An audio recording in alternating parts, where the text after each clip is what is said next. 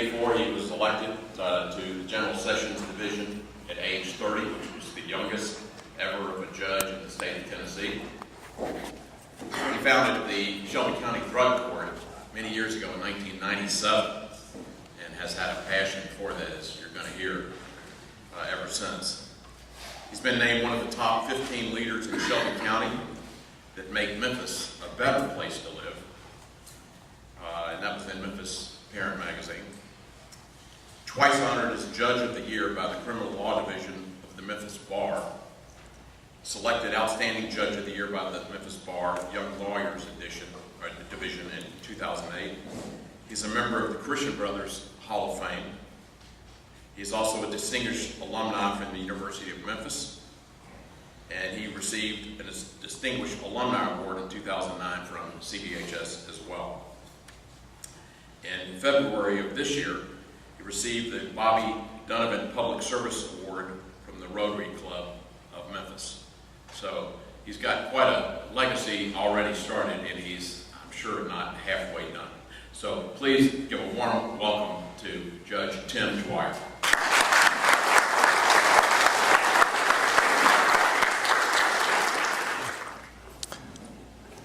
Thank you very much. I appreciate you having me out here. It's a hard act to follow. Mr. Sneed did a great job. I was very impressed. Thank you for sharing that with us. I have a lot of fond memories about St. Louis. It's good to be back here. My Uncle Buddy, some of you may have known, John Dwyer, he was a judge. This was his parish. And I often reflect back when the first time that I ran in 1984, my father and I, we would go around to some of the different Catholic churches to meet people and, of course, to ask them to vote for me. And some of the priests, they didn't take a liking to that. They said, you know, don't mix politics with religion. But we came out here, and Monsignor Clunan, he said, I want you to meet me after Mass. And I met him after Mass, and everybody would say, hey, come over here, come over here. This is a Dwyer boy. He's a good boy, good Catholic boy. Vote for him. And I'll never forget that as long as I live, and appreciate it so much. And another strong connection that I had with St. Louis was when I was in law school. I was living with my parents out in Fraser. We're attending Our Lady of Sorrows, and now Archbishop Peter Sarton was an associate priest out there. We were the same age, and we hit it off, and we've maintained a friendship ever since. So that's just a few of my connections here, other than we play on football and they kill us every year, but other than that, it's good to be here. I just wanted to tell you a little bit about what I do. And when I was elected, it didn't really take me very long to realize that when you have a person that they have a drug problem, putting them in jail was just not the answer. I kept seeing a revolving door situation where I'd put somebody in jail, and then after they served their time, they'd be right back again. And I knew that that just wasn't the approach that we need to be taking. So I started experimenting with treatment for individuals, and I'm certainly glad that I did. In 1997, we, myself and the Attorney General at the time, John Perotti, we got together and we decided to try a drug court. It was a new concept. There was very few of them in the country. Now there are thousands of them because they work. But what I did, I said, before we do this now, I want to do a pilot project. I'm going to do my regular docket, and I'll take 30 people on the side, and we'll work with them and see how it works out. Well, to make a long story short, it worked out really well. We started seeing some real positive results in people changing their lives. So in 2000, we became a full-time drug treatment court. And basically what that means is that all of the felony, the serious drug cases in Memphis and Shelby County are assigned to my division. And the Attorney General's office will review them to see if we feel like the person is a drug addict. Now, let's say the person looks like he's just a big-time drug seller. We don't want to fool with him. He can just go the traditional way. He can have a preliminary hearing, then go up to a higher court, plead guilty, or have a jury trial. but a lot of the people that we find that come through there are there because of their addiction, and that's who we're trying to focus on. So what we give them is an opportunity to go through anywhere from a 12 to 18 month program, treatment program, and if they successfully complete it, then their case will be dismissed, and getting a felony off your record is obviously a big thing. And I'll be honest with you, a lot of people that come into my program, it's not like they're begging for help.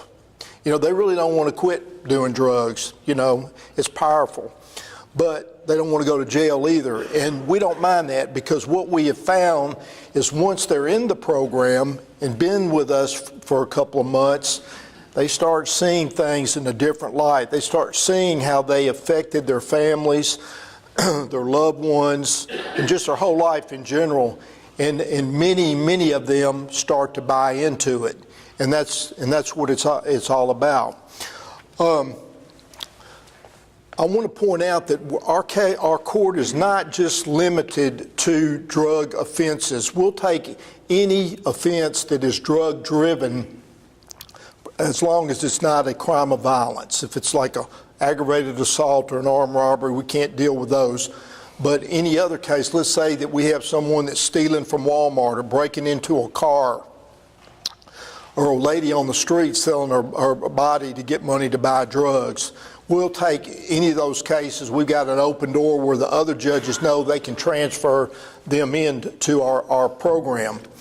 And what this program kind of consists of, and why I think it's been successful, is in the old days, whenever I would have somebody that would appear before me and I'd sentence them, I never would see them again until they were back out of jail and back rearrested.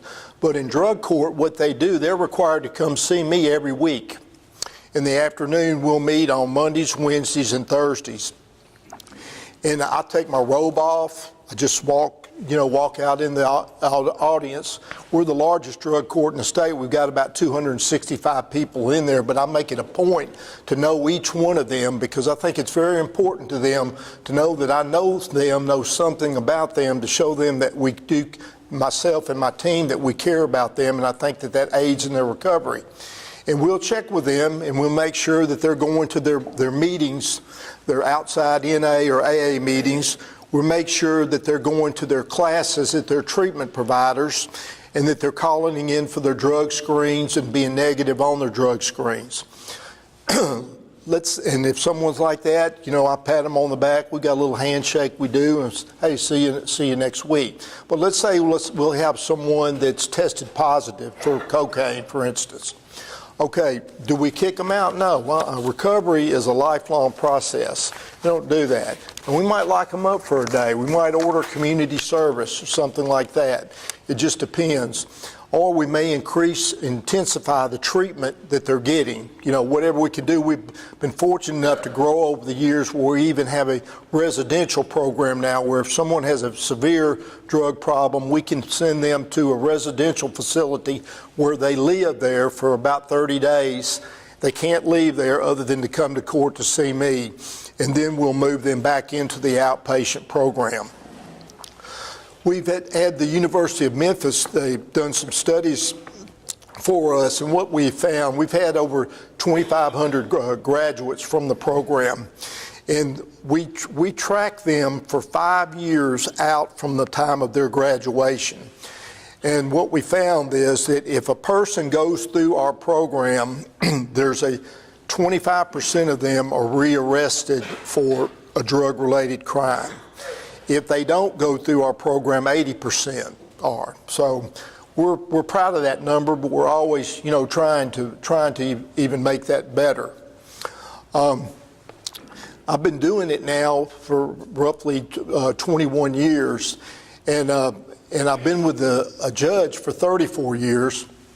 And people say, well, you got your time in, why don't you retire? I said, man, I look forward to it. Every morning I wake up, I still look forward to doing this, to have an opportunity, to help be a part of helping save someone's life is a great thing. I do say my prayers every day. I pray, God, when it's time for me to go, let me know that. And also, please helped me to try to find someone, and I'm not bragging on myself, but I do have a lot of passion for this job, and I want someone to replace me that has that same type of passion.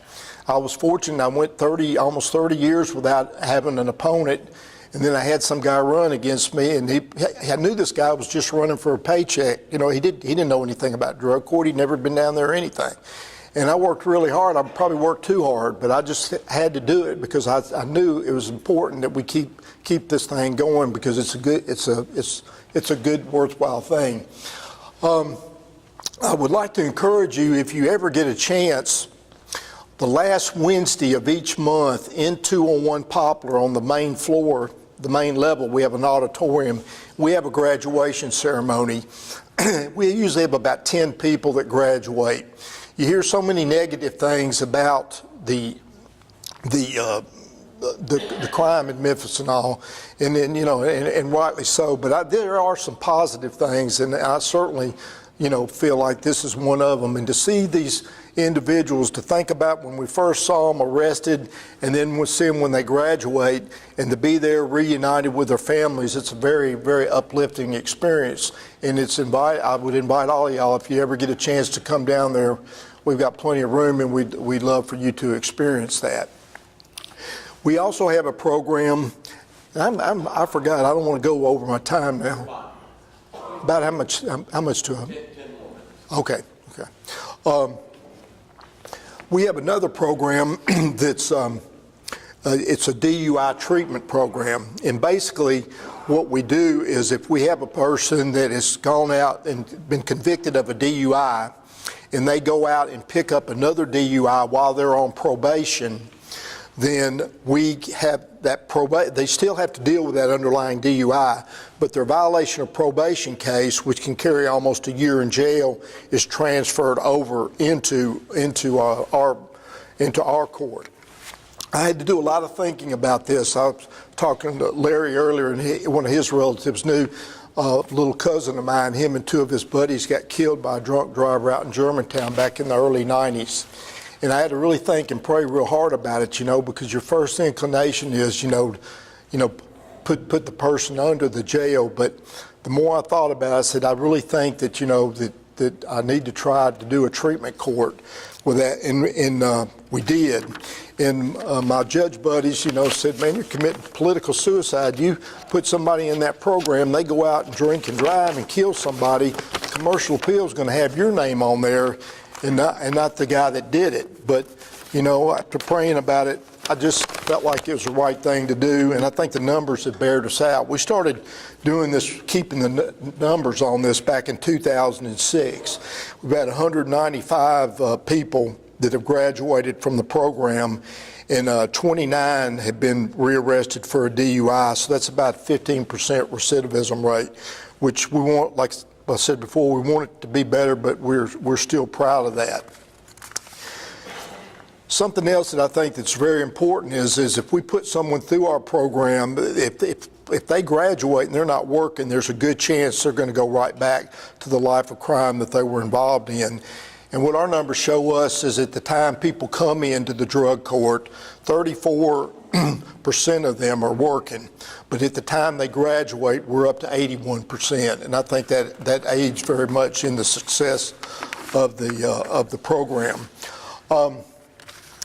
One thing that I need to really mention, and then I'll close. But of course, we read about it every day. The opioids. This heroin is just unbelievable.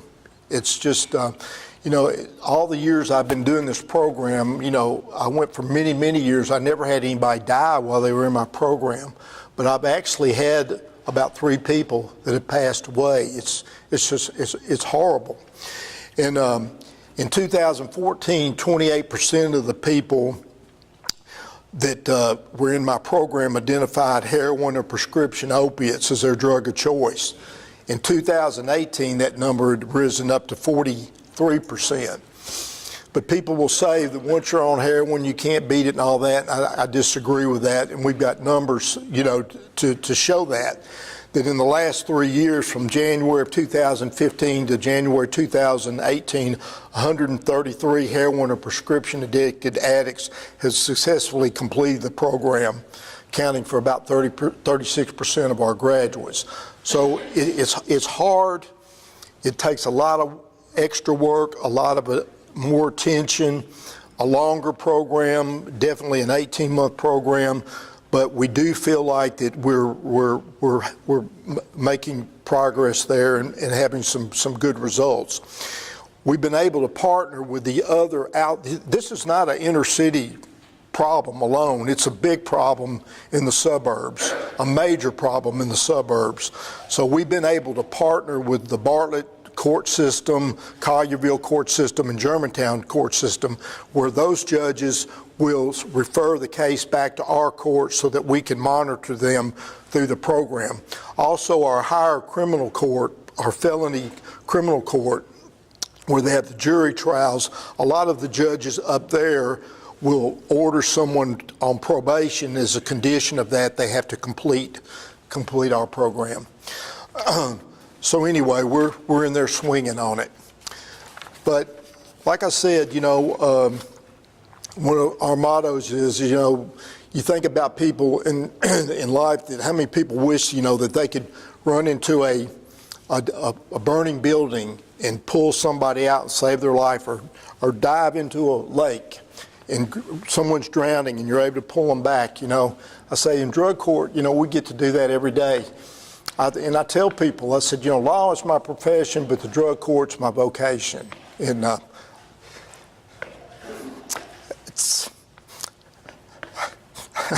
apologize, I'm an emotional guy, but I thank God that He put me in that position. So thank you for listening to me. I don't know if you take questions or not, or I don't want to keep anybody over. I did want to ask you, how do you get a person who's addicted to opioids? How does that fit into your program? Because is that considered a legal offense to be addicted to opioids? Or? If they have a prescription, then they're not. Generally what will happen is they'll find someone that's overdosed, and then they'll find heroin right there with them, the needles and all the drug paraphernalia. And fortunately, you probably rehab this drug. I had a lady yesterday that came through my court over the weekend. She overdosed. The fire department came out and shot her with 4 shots of that Narcan, and we're fortunate enough to bring her back to life.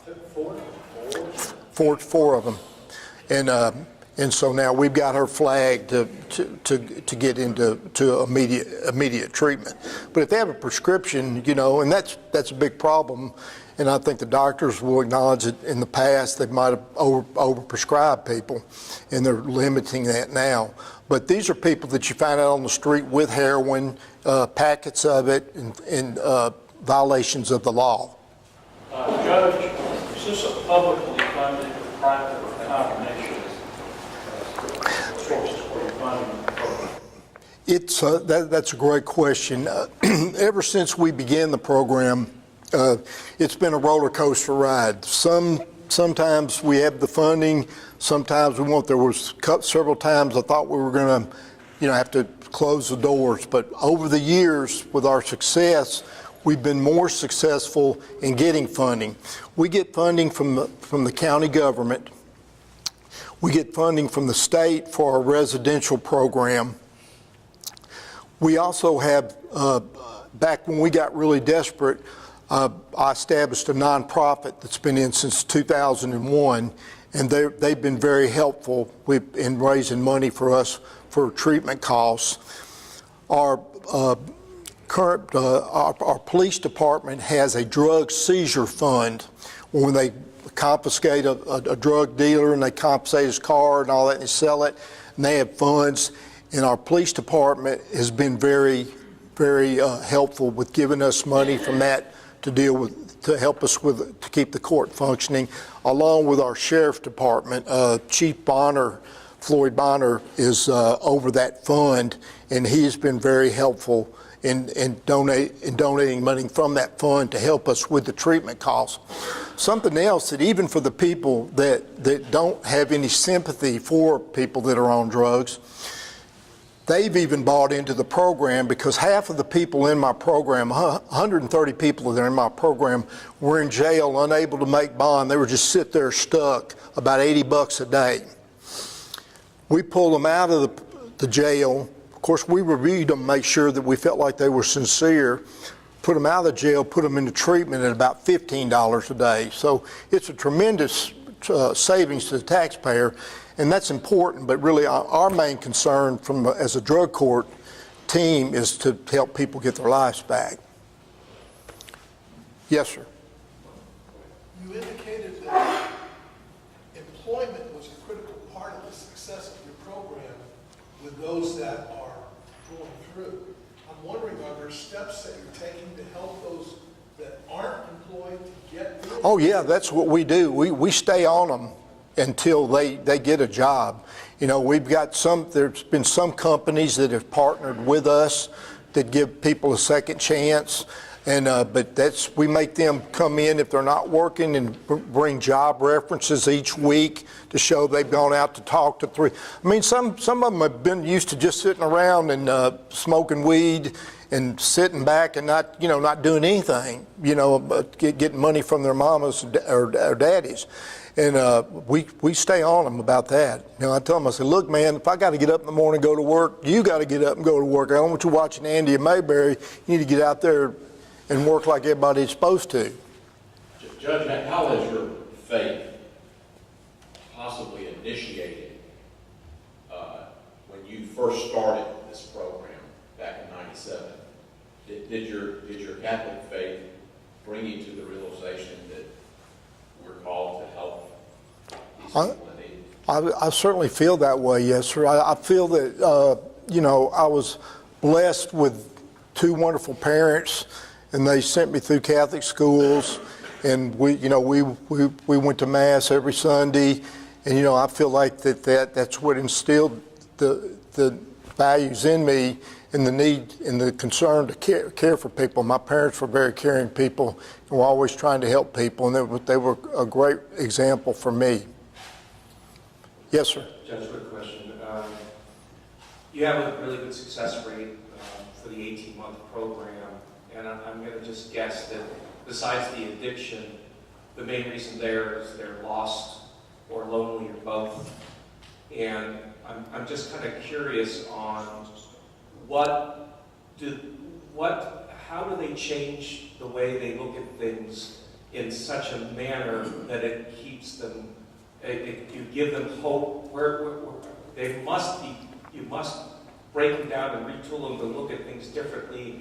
Is it any Holy Spirit driven? Is it spiritual driven? Or how you can't stay away from numbing yourself if you still look at the world the same way. So what change comes about in that 18-month process? Well, what we do is we contract with treatment providers. We have about 6 treatment providers that we deal with, and they do have programs, to deal with all the basic needs of an individual. Sort of along that same line is we used to lose a lot of people in the program because they were co-occurring disorders. They had a mental health issue and a drug issue. And so we have a program set up for those type individuals. But that's really something that's more aligned with the treatment providers. They're the ones that are responsible for that. Yes, sir. Yes. Does the Shelby County Sheriff's Department or the Memphis Police Department have a drug task force? Yes, they do. Mm-hmm. And we get some of the proceeds from that, as I mentioned earlier. Jim, is there? One of the things I want to say, and it's not asking your question as much as somebody asked, how do you keep the drugs cut down and the opioids? I had a drastic realization the year and a half ago, I got a new hip. Doctor prescribed me 60 Percocet. I took 1.5. I put the bottle on the counter in the kitchen.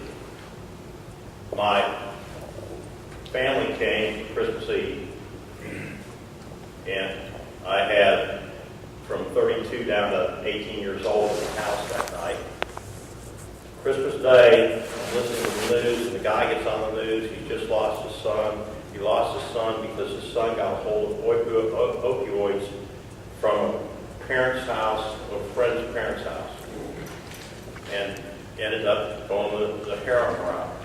And of course, I got in a major panic because the first thing I could think of was those pills. I went looking for them, couldn't find them. Thank God my wife had hid them in a medicine cabinet, and then I immediately got rid of them. But this is something each one of us has to pay attention to. Every one of us is going to have surgery of some kind. Every one of us is going to have painkillers of some kind if we have surgery. But immediately getting them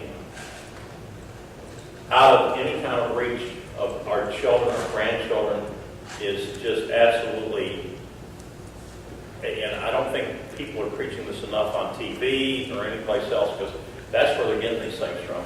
That's where they first get hooked. And I just want to make that comment. That's a good point. Judge, what would you say the age ranges are? And is it majority male or female, or a mixture, or what's the profile of the average person you see? It's we're in an adult court, so it's 18 and up. I'd say between 18 and 26 is when you probably see your greatest numbers. But I've had people I've had up 60s, even 70, in my court. So and I've had doctors, lawyers. I mean, all walks of life. It doesn't discriminate. I had a firefighter that he was fighting a fire, and he was injured, hurt his back, and he got prescription drugs, and finally he got hooked on them, and the doctor cut him off, and he went out and bought heroin. He got caught, and we put him through the program, and fortunately he did really good, and he got to keep his job. So, that was a good thing. What a great success rate. One more question here. Is the meth, we heard so much about meth for a long period of time all over Tennessee, in particular the rural areas, I think.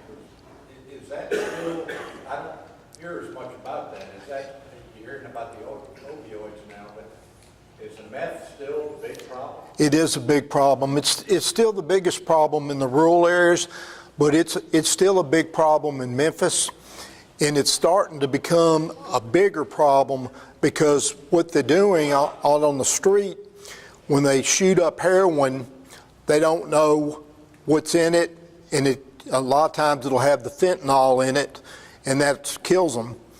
And so what we're seeing is some people are switching their drug of choice from the heroin over to the crystal meth because of the fear of the fentanyl being put in that. But they'll figure out, I'm sure they already have, these drug dealers, there's the scourge of the earth, they'll figure out a way to get it into that, but they feel like they have a better chance for survival, to go that. So it's still out there, believe me. And crack cocaine is still very, very, very prevalent in the inner city. Thank you, Judge. Appreciate the great talk. Thank you.